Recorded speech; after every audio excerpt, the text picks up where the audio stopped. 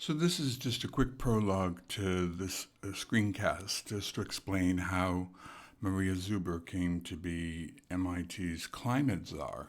Um, as a self-described coal miner's daughter who has David Koch strategy perfected, it's a bizarre thing that she has this position, but it's not so bizarre, as hopefully you will shortly learn. So it all is based in this letter that Raphael Reif wrote when he was provost, about to become president, on April 17th, 2012. So he seems to be congratulating faculty that he appointed that spent 4 years producing a report that was essentially trying to bring a Center for the Environment to MIT. And this letter says everything you need to know about Raphael Reif, that he says one thing and is doing exactly the opposite.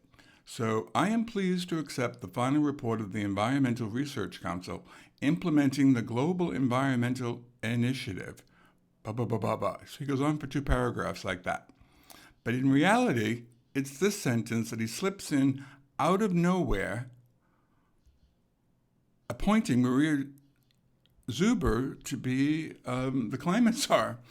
I've asked Professor John Leonhardt and Professor Maria Zuber to co-lead a global environmental initiative planning group to prepare a proposal for execution for consideration by the next administration.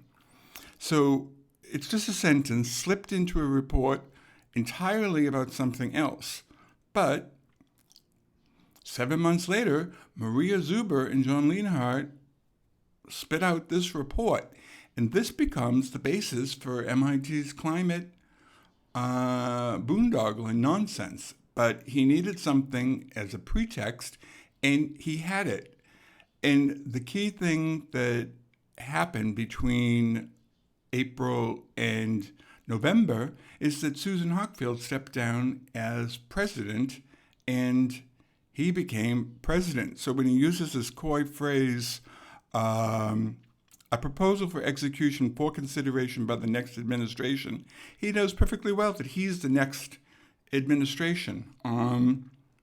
So it's off to the races. So 4 years of work from these faculty who were trying to bring a Center for the Environment is entirely wiped out in a sentence. So when the Democratize MIT movement is talking about unilateral leadership that they have no participation in, this is what they mean. So MIT's entire climate strategy is wiped out or taken control with a single sentence, installing someone who's she could be a spokesperson for coal companies. And that's not accidental.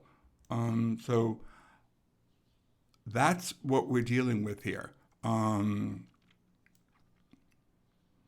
So the screencast that I'm presenting, I'm trying to respond to the student group MIT Divest, who wrote to Maria Zuber in February of this year, 2020, asking for documents to see if she's done anything, and she hasn't done anything. So she replies, I don't know when she replied, but months later, she doesn't even bother to try to answer anything they've asked. She just rattles off what she's doing.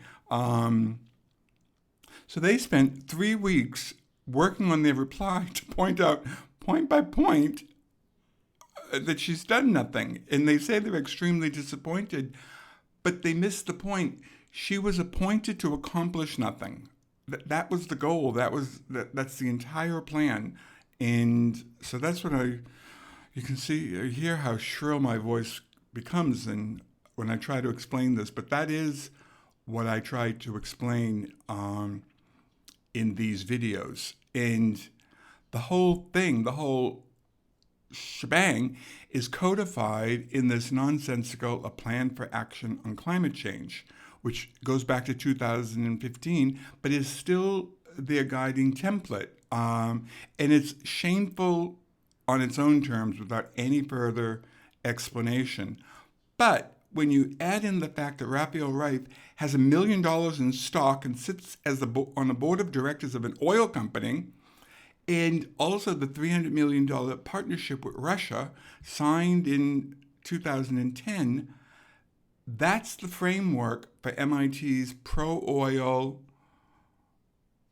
position. And achieving nothing but making money is the only goal here. And so when the students express extreme disappointment, they've entirely missed the point of what these two are doing and have done.